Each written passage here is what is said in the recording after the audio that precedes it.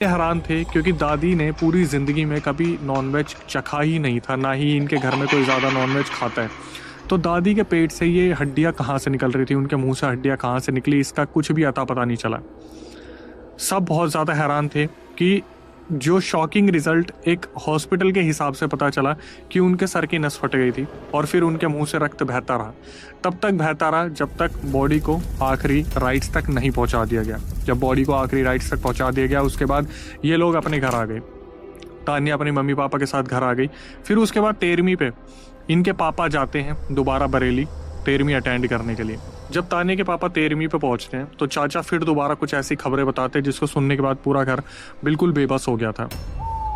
यहाँ पर आके तान्या ने बताया कि अक्षय भाई, मैं अपनी दादी के बारे में एक बहुत खास चीज़ बताना चाहती हूँ। जब तान्या के पापा 13वीं पे पहुंचे तो उनके चाचा बताते हैं कि दादी के अलमीरा में बहुत सारी टोटके का सामान मिला, हड्डियाँ, राई के दाने, लौंग, कटा हुआ नींबू और बहुत सारी चीज़ें। तान्या के अकॉर्डिंग ये चीज़ पॉसिबल हो ही नहीं सकती थी क्योंकि दादी अपनी अलमीरा की चाबी किसी को भी नहीं देती थी। सिर्फ और सिर्फ तान्या को ये चाबी मिलती थी क्योंकि तान्या अपनी दादी के बहुत ज़्यादा क्लोज थी और तान्या अपनी दादी का जब भी उनके घर जाती थी तो सारा काम किया करती थी। तो दादी की अलमीरा में किसी ने, घर के इंसान ने ही ये टोटके का सामान रखा। किसने रखा, कब रखा, किसी को भी नहीं मालूम। लास्ट जब इनके यहाँ पे फंक्शन हुआ तो सब आए थे। शक किस पे करा जाए कोई भी अंदाज़ा नहीं है, लेकिन इतना तो पता था कि घर का कोई इंसान है जो दादी के इस पूरी चीज़ के पीछे था कि वो कैसे इस दुनिया को छोड़ के गई।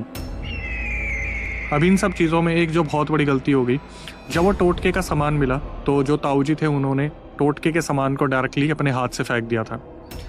ये चीज़ नहीं करनी थी। इन सब चीज़ों में जैसे कि इन्हें पहले ही अंदाज़ा था कि घर का कोई ना कोई इंसान जो है वो इस विच क्राफ्ट में, काले जादू में कहीं ना कहीं पार्टिसिपेशन रखता है। तो तान्या ने बताया कि मुझे मेरी ताई पे शक था, लेकिन जब हम लोगों से पता करवाने जाते हैं तो पता चलता है जहाँ दादी रहती थी उस घर की मकान मालकिन काला जादू करती है। मतलब हम अपनों पर शक कर रहे थे लेकिन अपराधी कोई और मिल सकता था, लेकिन नहीं। फिर देखने वालों ने बताया कि आपकी जो बुआ है वो भी एक डायन है, वो भी काली क्रियाएं करती है। और बुआ जो थी उन पे तो सबका ही शक बनता है क्योंकि बुआ उस फंक्शन में अवेलेबल भी थी और बुआ हमेशा चिड़ी रहती थी, कभी प्रॉपर्टी डिस्प्यूट, कभी पैसों को लेके, कभी भाइयों ने मेरे लिए ऐसा नहीं करा, जिस वजह से हो सकता है कि दादी के ऊपर उन्होंने ये सब कुछ कर दिया हो। थोड़ा सा अजीब लगता है सुनने में कि क्या कोई किसी की इस तरीके से जान ले सकता है सिर्फ पैसे के लिए। खैर, आज के टाइम पे प्रॉपर्टी और पैसे से बढ़ के है ही क्या। हर इंसान कहीं ना कहीं उसी के पीछे किसी ना किसी की जान लेने को तैयार बैठा है। तान्या ने